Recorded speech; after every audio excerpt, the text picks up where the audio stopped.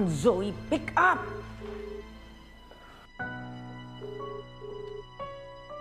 Come on, Zoe. Pick up!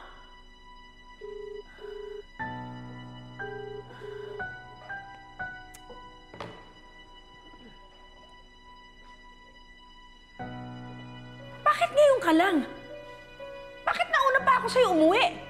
Ano nangyari sa'yo? Mommy, please, pwede ba? I'm tired. I need to rest. Makaka-rest ka ba kapag nalaman mong binaril si Balahadja at nagkaroon ng engkwentro sa mga pulis? At yung si Dax nakatakas pa! Alam mo ba kung anong implication sa atin sa ginawa ng mga tangang yon? Pwede tayong isumbong ng lolo mo. And we don't know where the hell he is! Kapag nalaman ng mga pulis na sangkot tayo sa kidnap or ransom ng lolo mo, pareho tayo mabubulok sa kulungan, Zoe! We are so doomed! Bakit pa kasi nakatakas yung matandang yon? This is your fault, Zoe! Bakit kung saan-saan mo iniiwan yung mga gamit mo, ha? Nakuha niya yung mga medical supplies na ginamit mo! Kung saan-saan mo kasi iniiwan yung mga gamit mo, hindi ka nag-iisip kahit kailan. Ilang beses na ba ka nag-iisip? Tama na! Shut up! Wala na siya! Okay, wala na siya! Patay ko siya!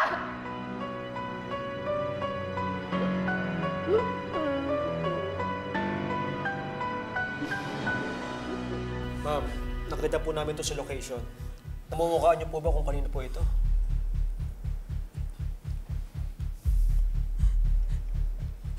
Meg, kay Papa ito.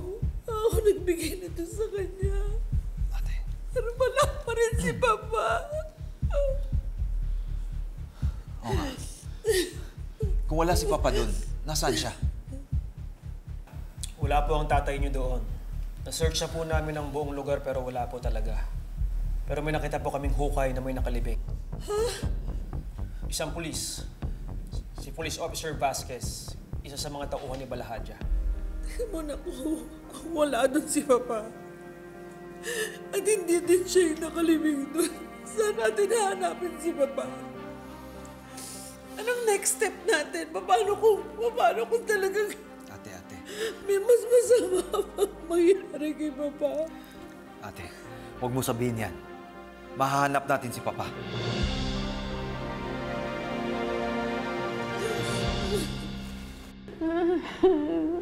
Tama din na nahulog na sa bangin yung matandang yun.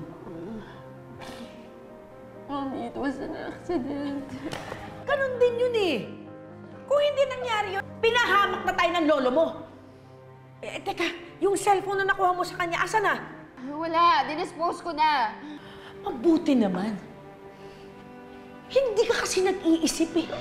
Bakit mo ba tinulungan tumakas yung lolo mo? Look what happened! He betrayed Tama you! na! Please, Mommy, stop blaming me! Oo, kasalanan ko na, okay? Naawa lang naman ako sa kanya kasi... kasi matanda na siya. Tsaka sinabi niya sa akin, apo pa rin naman niya ako eh. And you believed him? Alam naman niyang hindi ka na niya tunay na apo, di ba? Wala na siyang pakialam sa'yo. Hindi ka dapat naaawa sa kanya. Dapat naaawa ka sa sarili mo at sa akin kapag nakulong na tayo.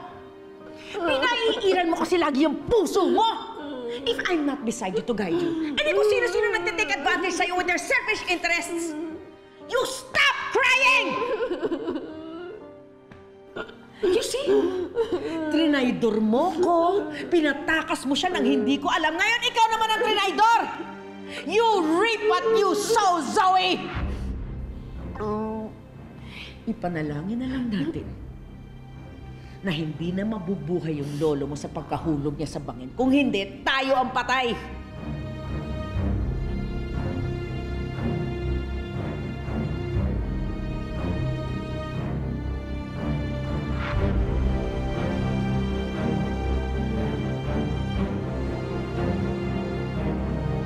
Ayusin mo yung sarili mo!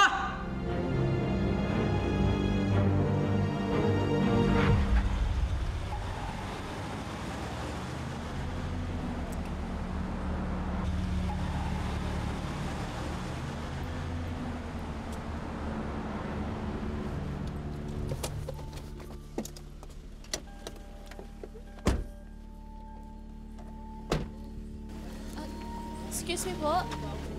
Hello? Pwede po magtanong, ano po nangyari? May nakitang tao sa baba. Hindi ko nga alam kung buhay pa siya. Kawawa naman yun nakulong. Kawawa naman yun. Tara na, Doc.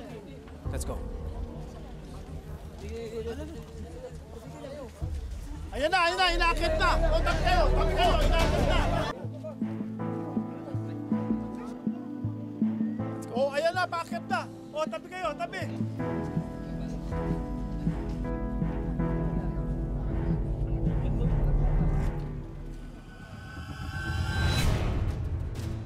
Lo! Lo! Lo! Doc, Wait lang. excuse me. Doctors kami from East Ridge. Lolo niya yan. How is it, Doc? Dok! Buhay siya! Buhay siya! Okay, let's go. Let's go. Wait!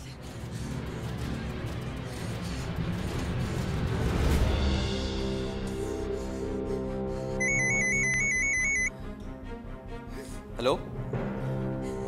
Hello, Tay! Annalyn, bakit ka umiiyak? Tay, nakita ko na po si Lolo. Nahulog po siya sa bangin. Ano? Pero Tay, buhay po siya. Tapos nadali na po namin siya sa East Ridge. East Ridge! Tara! Doc, let's go.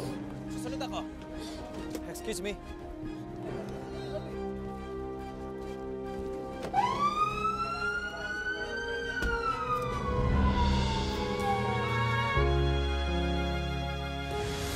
Zoe, nakita na ang lolo mo. Papunta na kami East Ridge. Buhay siya. Oh my God. Boy, si Lolo. Mas okay po yung tracheotomy para kay Lolo. Yun po yung tamang procedure para po sa kanya. Pero Dr. Santos, Di ba doktor ka? Pero in my assessment, wala. Hindi siya pwede mag-survive sa surgical table. He has a very slim chance of survival. Annalyn, can you do it? Same question, Doc. Lolo mo si Sir Pepe. Kaya mo ba? Mami, Dad! Dad! Sabuat mo si Balahan yan! Kailangan ko maging matapang para sa Yolo. Lalabanan ko kung ano man yung takot na nararamdaman ko. Dahil hindi ka matutulad kay Ninong Cromwell.